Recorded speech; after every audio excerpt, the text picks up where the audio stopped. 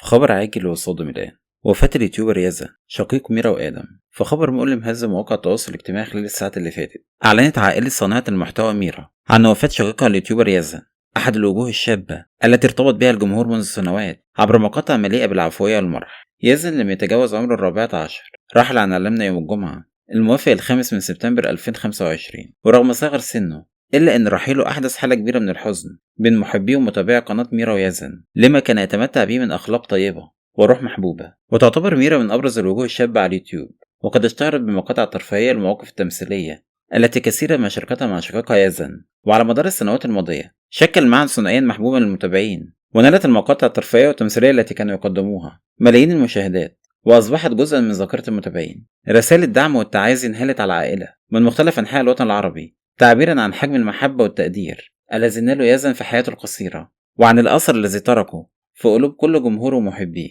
رحم الله الفقيد، وألهم ذويه ومحبيه الصبر والسلوان، وإنا لله وإنا إليه راجعون.